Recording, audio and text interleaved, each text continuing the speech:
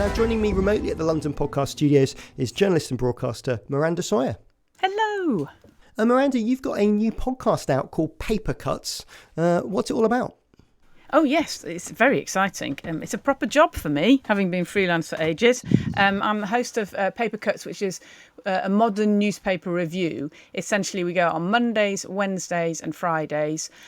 We arrive on your podcast feed in mid-morning, and it's me and a journalist and a funny person, different every day. And we go through the papers and bring you all the news that you want to hear, really, with analysis and jokes.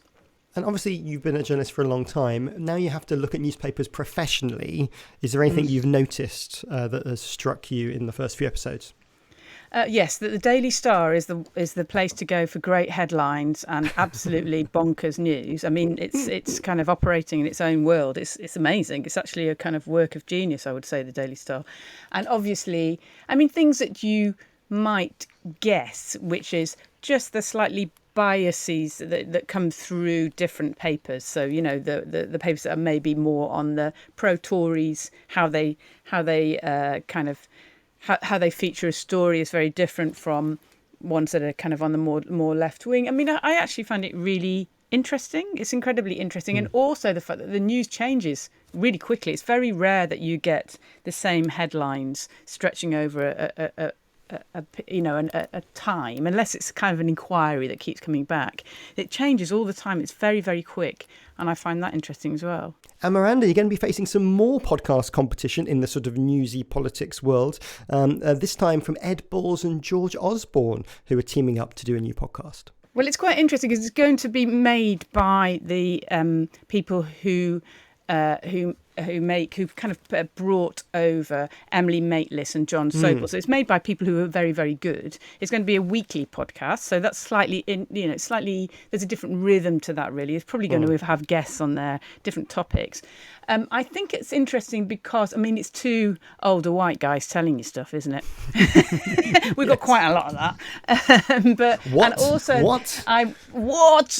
but also, I do think there's an interesting dynamic in that I would say that generally Ed Balls is very well liked, mostly actually because he went on Strictly Come Dancing and he came over really well and, you know, it's quite self-deprecating. I wouldn't say the same for George Osborne. So it's whether the likability of Ed Balls will kind of sweep Osborne along, I think is a kind of question that needs to be answered. I mean, I haven't heard it. It might be absolutely amazing.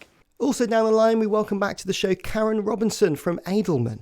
Hi, Karin. Hey, Matt. How are you? Excellent. On another warm day. I was reading about renowned correspondent Anne Leslie passing away this week. What do you think she'll be most remembered for?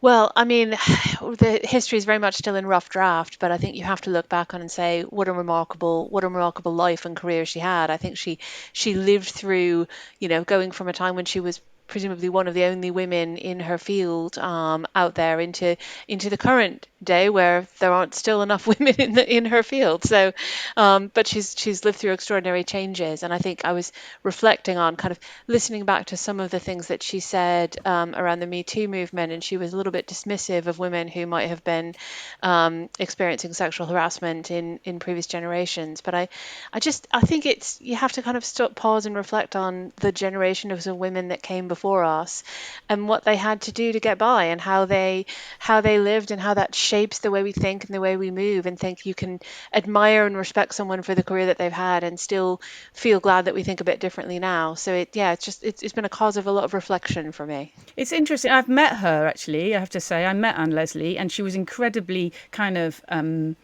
intimidating on one level, you know, just as a personality. She was really kind of forceful, but she was actually incredibly encouraging. You know, I was a young journalist, a bit all over the shop, and she was amazingly encouraging to me, I have to say. I thought she was great. Well, in the media news this week, news at Netflix, they've been raising concerns about what's being placed under Ofcom's jurisdiction. This is about the draft media bill. Netflix obviously concerned that given their global nature, they're worrying that Ofcom could become a global policeman, and questions whether they should be held under a proposed two-tier system. Karin, what are Netflix and Ofcom arguing about? Well, I think the concern that they've raised, and it's a little tricky to tell at this point just how valid that concern is going to be, is that because Netflix produces content all around the world for the entire world, and they don't necessarily segregate their product in a purely national basis in that way, that Ofcom would put itself in the position of having to be the world's regulator, essentially. And I think it's a fair question to raise. And I think for example, the challenge they raised is the possibility that people could then kind of effectively foreign shop their legal issue, and bring people with problems anywhere in the world might bring it to the UK. It's a little bit of a similar situation to how UK libel law is often used in that way, where because Britain has much kind of stricter libel laws than lots of other countries do, it can be used as a chiller of free speech. So I think that's the concern. I think the counterpoint to it would be, if you are a genuinely multinational corporation producing content all over the world, who is going to regulate you? So I think it feels a little uncomfortable to say nobody should have regulatory authority over large multinational platforms like Netflix. Equally, I don't think they should necessarily be entirely policed by one small island nation. So I can see both sides here. But Miranda, I was thinking, if someone's an American broadcaster and they sell a program to ITV or something, ITV have got to follow Ofcom's rules. Why should it be any different for the streamers? I think their argument is that with kind of what's called video on demand, is that you choose to kind of look at it. So what might happen is you just might be flipping through, if you've got a kind of, old school telly, you might be flipping through and just come across something. And that means that it absolutely has to be completely legally tight. And with Netflix or any other streaming kind of service, video on demand service, then actually you choose to go and have a look at it. You choose to go and look at Tinder Swindler. You choose to go on all these different kind of options that there is. And so you're making kind of active choice. So it's I suppose it's almost like slightly transferring the risk onto you. So that's your decision, and you decide to kind of take that on. Karin, do you think there's much on Netflix or Amazon at the moment that would fall foul of the broadcasting code or any rules that Ofcom may introduce about harm and offence? It's a really interesting question, because I don't know of anything right now that would necessarily contradict those rules. So I don't know what specifically they're concerned about. It may just be more that they're concerned about the precedent and the possibility that the costs and the difficulty of compliance, of just having to consider that as an issue for all around the world. But for the moment, I mean, Netflix is so huge. It's it's the world's content library. It's got so much on the platform, and I think one of the things that we've seen is a lot of streamers actually taking content down, older content down, or kind of a lot of or removing shows, etc. I wouldn't want to see anything regulatory like this pushing Netflix in the direction of having less content on the platform or being more nervous about what they do put out. But having said that, I suspect they're probably well within whatever the regulations would be in the current setup. Other countries in the world might have more challenge to Netflix. There are countries with much stricter regulations about what you're allowed to show. And Netflix is indeed producing television for a lot of those same countries, so they've got a really delicate line to walk. Miranda, France has got rules around how much has to be produced in that country. Is this a bit of a case of like regulators just quite like regulating, and obviously governments adding on some issues as well? Do you think maybe what you were saying earlier, that actually this is something you select what to watch, there should be less regulation? I think, but I mean, and I don't believe in kind of a free for all. I just absolutely don't believe in that. That seems wrong to me. But I think that what they're perhaps talking about a little bit is about kind of biases in news programs. So you can have a documentary that's perhaps about climate change, for instance, that might say that we should really be reacting to the climate crisis in a certain way, and that might get people's backs up in who are on the other side. And then if they feel like they can then say, oh, it's not, this is a biased program, everything should be like the BBC, then they can bring it over to the UK and kind of sue within that. I think that's what they're really worried about, because I think they want to make lively, interesting not not inaccurate programming, but they equally don't want to end up in that very difficult BBC position where they have to balance everything out on both sides. I think there is also an interesting issue of the regulation setting up two different tiers of streaming services, where global players like Netflix, Amazon Prime would fall under a slightly more harshly restricted regime, whereas there might be a tier two set of streamers that would kind of have a little bit more license. And I think the interesting thing for that is I suspect that probably it would be more British based businesses that would probably fall under the tier two, or slightly smaller operators. So you could argue, and the European Union historically might have looked at it as this could be an anti-competitive issue. So potentially that's something to look at, and that may be something else that secretly Netflix might have in mind, is whether this is fair. Well, more changes to businesses, this time in print.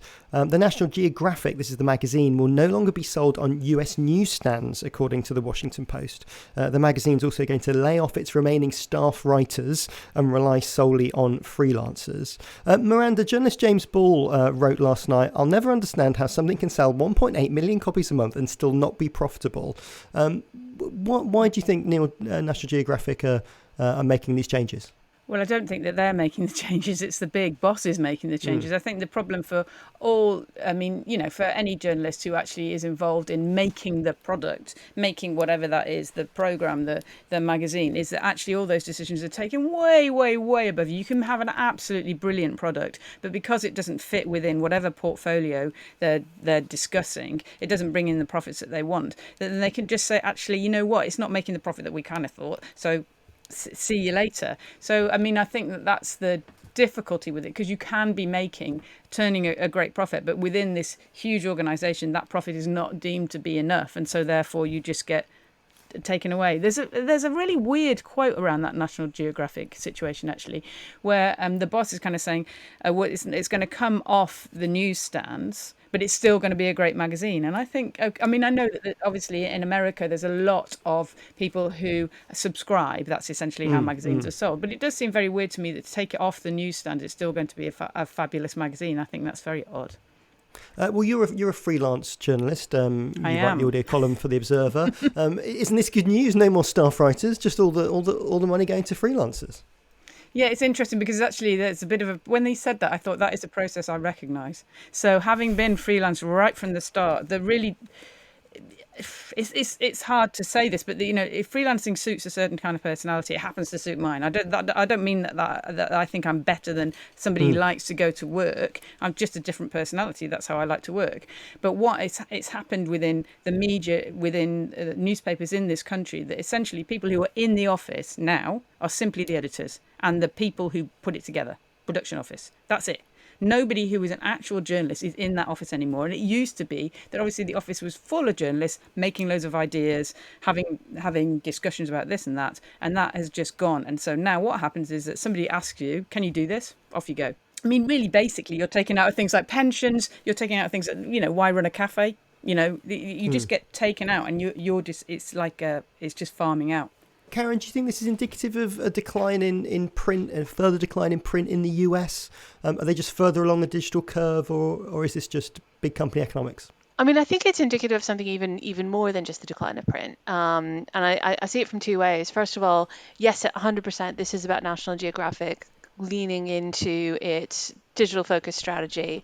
It's also the death of a particular kind of journalism which the National Geographic pioneered, which is, and my cousin used to work for National Geographic, so I know the organization really well, and it's much bigger than just the magazine. Like, they've got a huge educational remit, they've got lots of programs that they deliver all around the country and all of the world.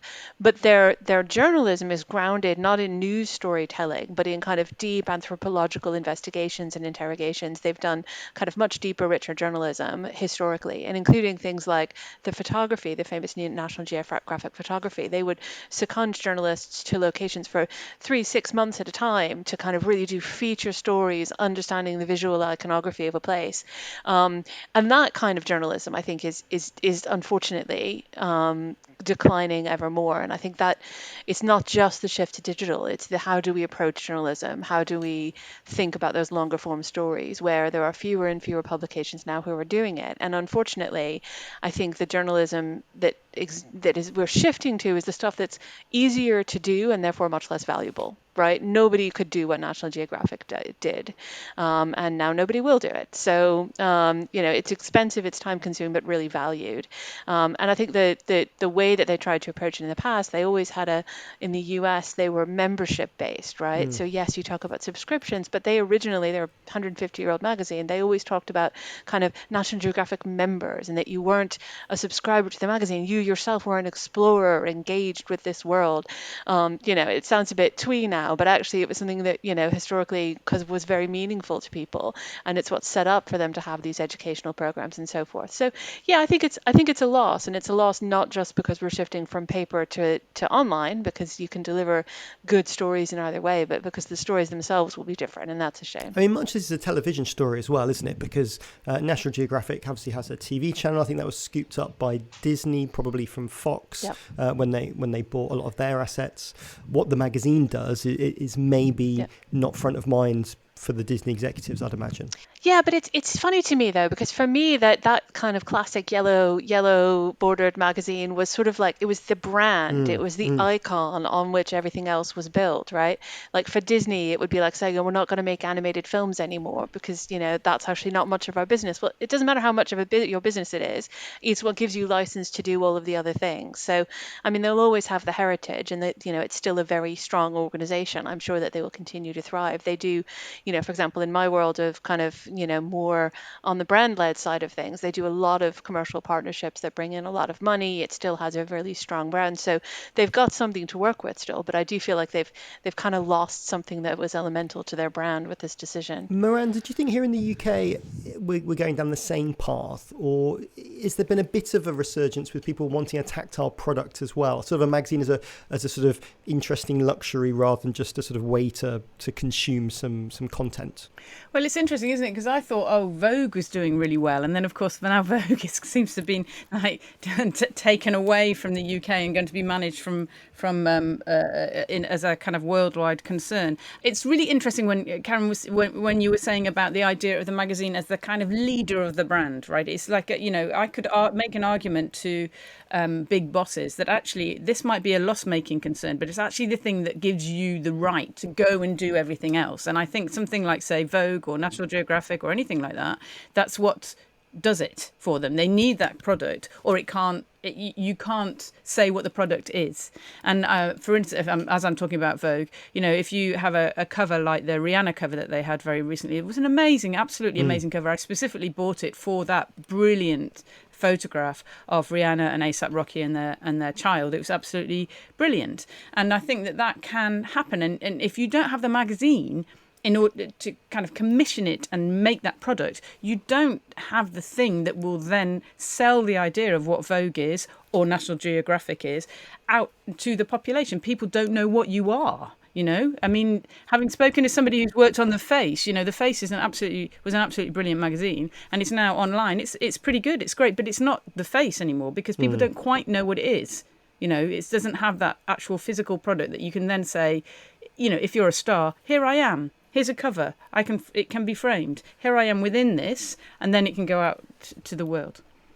Well, over ITV, there seems to have been an attempt by them to poach Gogglebox. The broadcast apparently held talks with Studio Lambert to acquire Channel 4's second biggest show.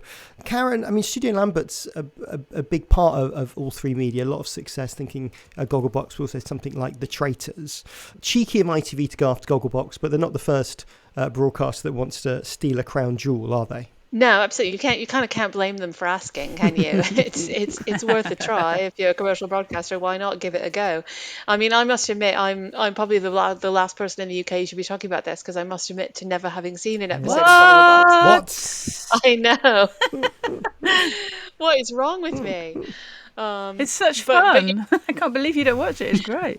That's what everyone says. Apparently, it's absolutely brilliant.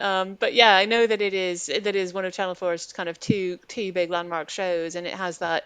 It does, just as you were saying, Miranda. It kind of, people love it. It creates a good feeling. It kind of gives people something to talk about. So I'm not surprised that ITV would want it. I'm also not surprised that Channel 4 is pleased to have kept it. Miranda, I mean, ITV and Channel 4 seem at sort of opposite ends of the spectrum at the moment. You've got Channel 4 sort of cutting shows because because it's running out of dosh. Meanwhile, ITV are likely to spend, if the bid's accepted, probably about £1 billion to buy All 3 Media, which would scoop up Studio Lambert. I mean, both of them are in very different positions, aren't they? They are. I mean, Channel 4 was slightly messed around by Nadine Dorries, to be honest. So I think that it really didn't really know what was happening. And became very unsure as to where the money was coming in, how it was going to be able to support itself. I imagine it was incredibly destabilising for anybody, right from the top to the bottom. Programme makers will carry on making their programmes, but if you're trying to run a station like that and you don't really know where the funding's coming from, you're having to fight to work out what it is. It was just a really difficult time. So I mean, I'm hopeful now that perhaps it feels a little bit more stable. But I mean, Channel 4 has always, it's long operated as kind of the busy little terrier kind of snapping at the heels of the proper channels. That's the kind of point of Channel 4. You want it to be something slightly offbeat, slightly alternative, a bit, fun, but not completely mainstream. And so, it's always operated differently from ITV, which is essentially family viewing. I think of ITV as absolutely, the warm hug of family viewing. This is what it's there for. And I don't think of that of Channel 4. And there's nothing wrong with that. That's just, it's a different kind of brand. Karin, if you're talent, you sort of go to sort of where security is. And when you look at ITV at the moment, they're spending, they got a lot of investment into ITVX as well, and now what they might do with all 3 Media. ITV Studios is obviously a big part of their business. We heard from Jake last week, accounts for about 50% of their revenues now. We've got a return of Big Brother. We've got them saying that they're after Gogglebox. Is actually ITV in a pretty good position? Yeah, I mean, I would say ITV is in a fairly good position for within the world of broadcasters. I mean, bearing in mind there's also all the streaming services that we were talking about earlier, who also have a lot of money to spend and can be a really good place for creators who want to feel a little bit more free and unconstrained from some of the limits of broadcast. Gogglebox is really well designed to be that kind of cozy broadcast show, I think. But for creators, I think they've got so many more options of where they can go to nowadays than they used to. So I imagine ITV probably is having to compete pretty hard for some things they would like. I mean, Miranda, we're talking about shows that have been around a long time. Gogglebox has been around a long time. Return of Big Brother. Love Island has sort of maybe matured towards the end. Its ratings are dropping. Maybe that's not the right word. Has some longevity in it. There is a danger there. Like, where is the space for new ideas? Where you need hits, and hits you can do quite well, sort of recycling nostalgia, can't you? Yeah, I mean, it's interesting to me that they're trying to buy something that's already established. And then actually, if you talk about Channel 4, that their single most successful show is the Great British Bake Off, which is also a nick, so it's kind of people kind of nicking different things. And it's incredibly hard to make a programme that, that isn't a drama, that isn't a kind of shiny floor show that grabs people's attention. I mean, if you whether it's a little quiz show, those things do quite well, but it's very hard to find the right thing that people just gather to their hearts. And you the only way you're going to find out is if you keep basically chucking stuff at the screen and seeing what sticks. That's the deal. The ones that last are the ones that we genuinely like. Pointless lasses because we all genuinely like Pointless. That's the deal. And you have to invest and trust program makers to just have a go at stuff, and then you'll know because people will be talking about it, people will watch it, whether it's going to be one of those ones that lasts. Thanks both. We've got more media news after this.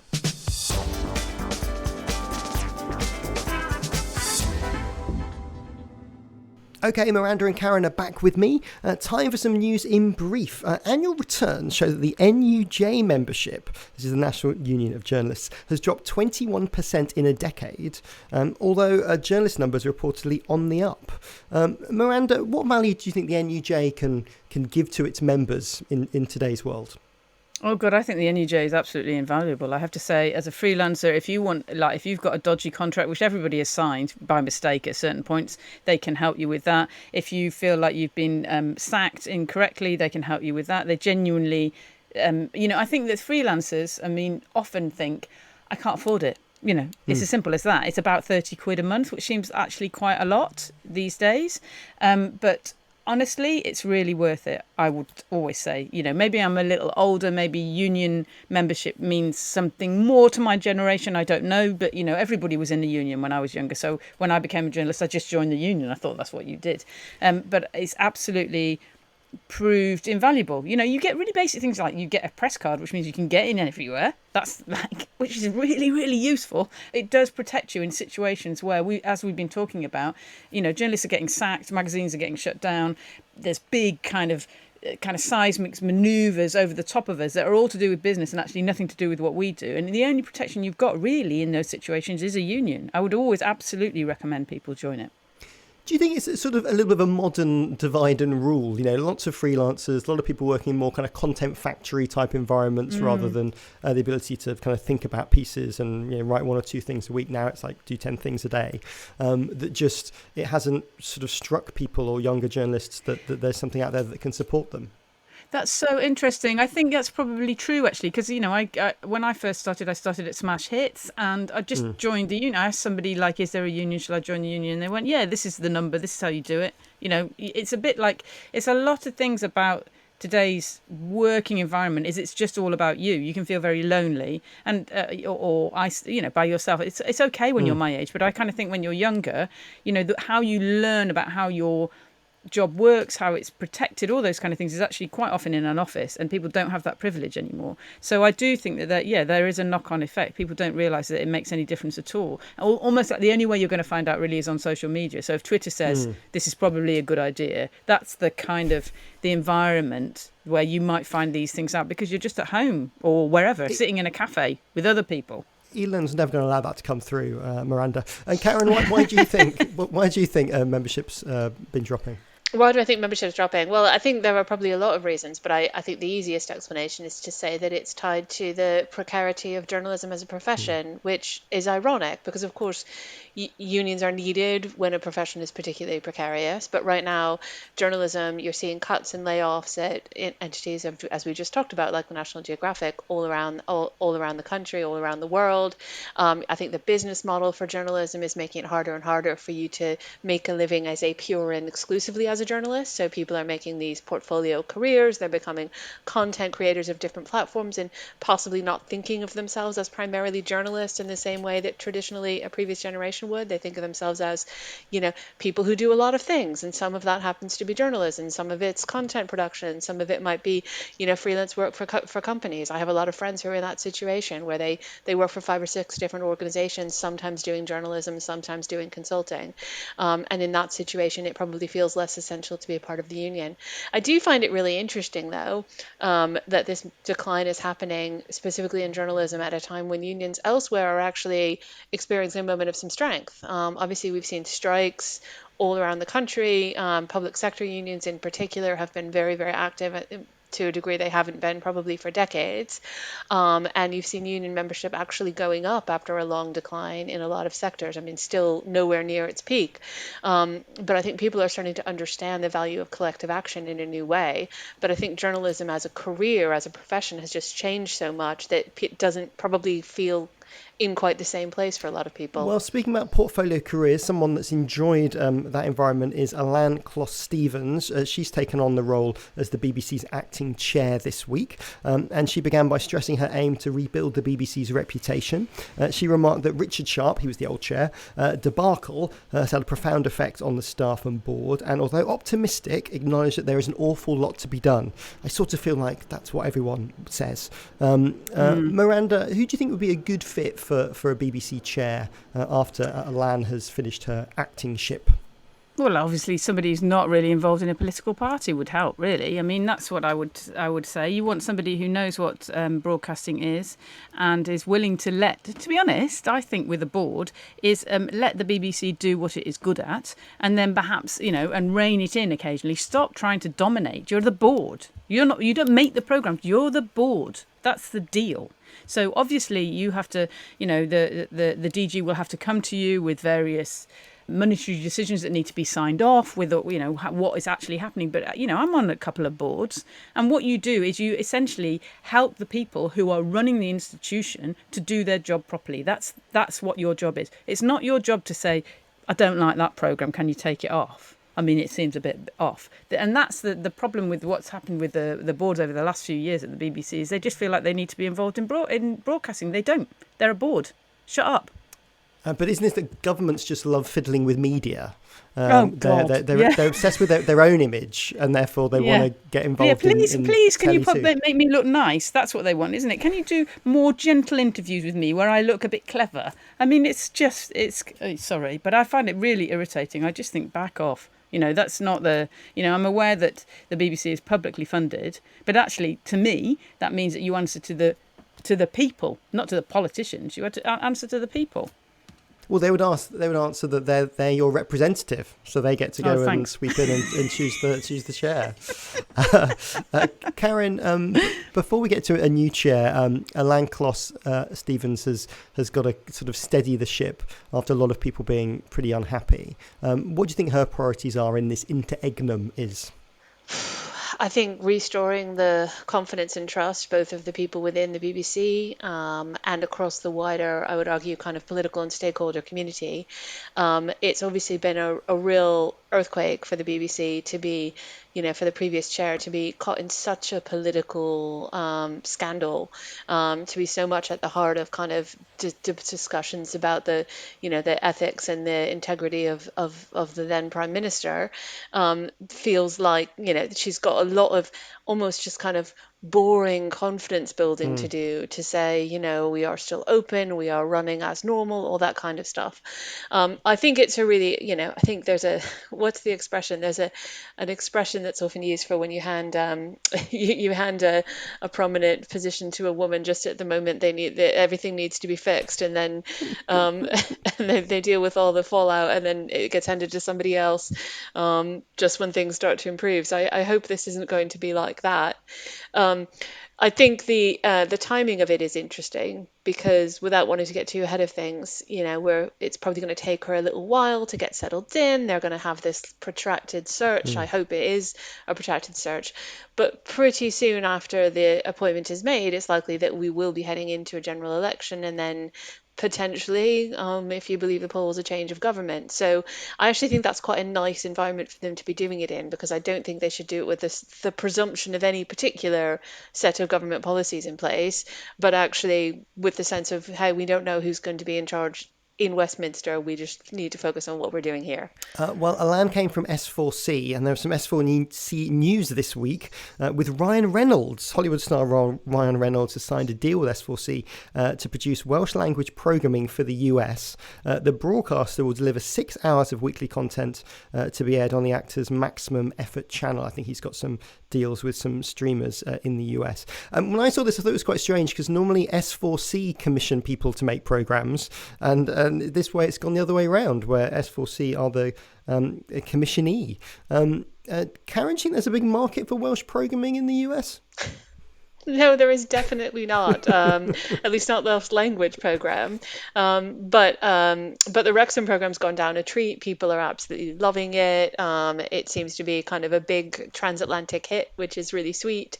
So it's been lovely. So I assume it's basically what you've got is an extended universe in Wales. Right, so they're doing a sort of Marvel superheroes brand extension from Wrexham into other Welsh themed content. But that's the only thing I can. Miranda, it's quite strange that sort of Ryan Reynolds has become the saviour of Welsh broadcasting. I didn't have that on my 2023 bingo card. Well, no, me neither. I do love it, though. I mean, it's such a warm. He seems like such a warm-hearted person, and has become so involved in Wrexham FC and so kind of swept up with it that you could be cynical about it. You could be, I mean, I suppose a bit snotty about it, but actually he just genuinely seems to really enjoy being welcomed by Wrexham FC, and he wants to spread whatever, that not only the love but the money. And I think fine, that's absolutely great. People when you have a lot of money and you're in the situation that he's in, you can spend it on all sorts of things. And actually, why not spend it on a community that might need the money and has got lots of talented people that are just, that just need a bit of a boost? I think it's great. I do like the idea of this kind of Welsh cinematic universe that spans the football club and other another production with some Hollywood stars at the top of it. It's brilliant. Right, I think we've just got enough time for the media quiz, which this week is entitled Blood, Sweat and or Tears. So I'm going to name a media brand or figure. You'll tell me if this week they faced blood, sweat or tears. You can buzz in if you think you know the answer. So Karin, you'll say... Karin. And Miranda, you'll say... Well, right, I'm going to make my buzz noise. Okay, sorry, I dismissed that. Okay, I will say... I think you're buzzing with your name, Miranda. So you will say... Oh, I just say Miranda. Miranda, That's boring. there we go. Can't I just go... It's complex enough without deviating from the rules. Right, here we go. Blood, sweat or tears? Question number 1. Tribute acts on Meta. Karin. They're having tears.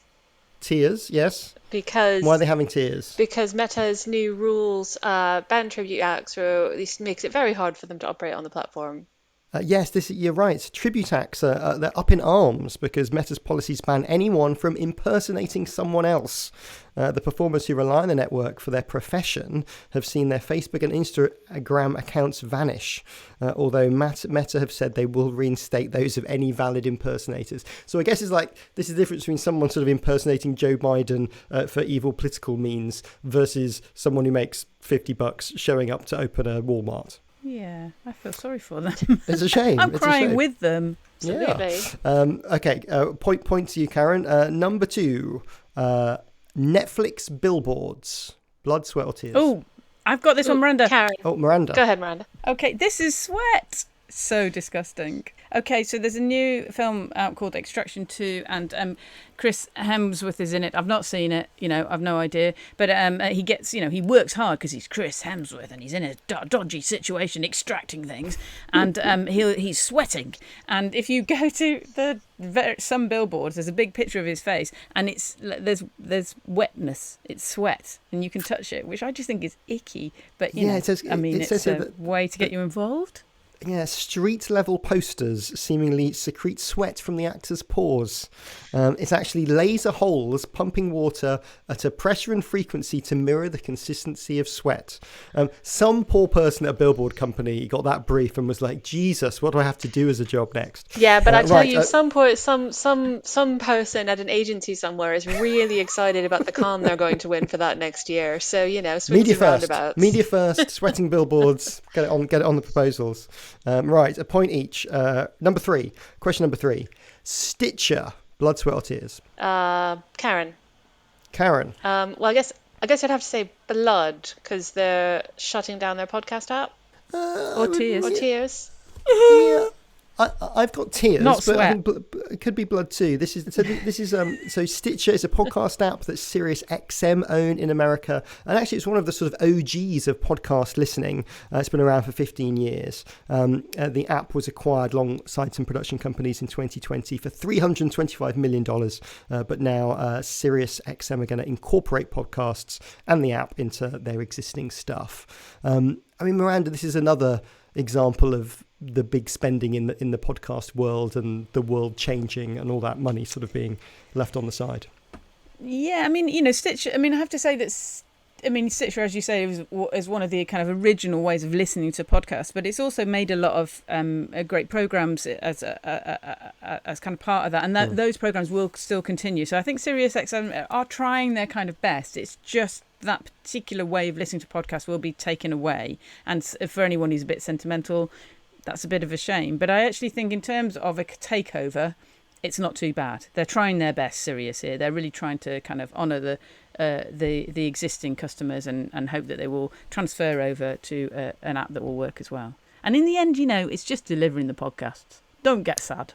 It's okay. Wipe your tears. If you aren't Spotify or Apple, should you just get out of the podcast app business? Have they sewn it up really? Or BBC Sound. Or BBC Sounds. No, I don't think you should actually. Because actually there are some very small companies or smaller compared with them, I would say global player. There are some situations where actually I think they've done really well. And what they've said is like, okay, we make programs and the best way for you to hear them is on this, and it is ours. Why don't you subscribe?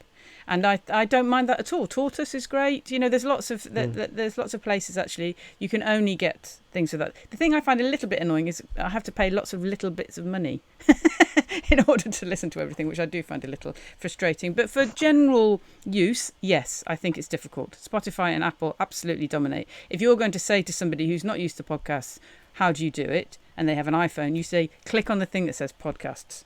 And that is Apple. I think the interesting thing is, can you do anything more with it? I'm just watching really interested with interest. The New York Times has just put out a kind of new audio player platform that's kind of meant to be sort of podcast plus. So it's podcast plus audio journalism. So they've started to, in addition to producing podcasts, they've started to kind of have some of their print journalism read out by professional audio audio performers as audio content. So it's kind of this whole thing of like, get all the audio journalism that you need in one place. And I think I would like to see some of these other existing podcast apps start to think about that, kind of what else could we do with it? How could we integrate things together? Because there are a lot of players out there that people swear by, they love, they really, think they have a great experience on them. So if they're going to survive, I think, and thrive, I think there's ways they can each kind of find their own little niche doing something different than just playing a podcast, which any app can do. The New York Times app is lovely if you want to have a play with it. It's on iOS at the moment, and you need a New York Times subscription. Well, congratulations, Karin. I think you've got sort of 1.5 points, which just makes you win the quiz today. As a prize, you get to review 20 seasons of Gogglebox to give us your views next time on the media podcast. Thank you to both of you for joining us. Miranda, where can people keep up with what you're doing? Well, obviously in the Observer Review podcast, so you can read that every Sunday, and you can listen to Paper Cuts on Monday, Wednesday and Friday. It's fun. And Karin, how can people see what you've been doing? You can just find me on Twitter, as long as Twitter is still there. It's Karin JR, KarinJR on Twitter. Thank you both.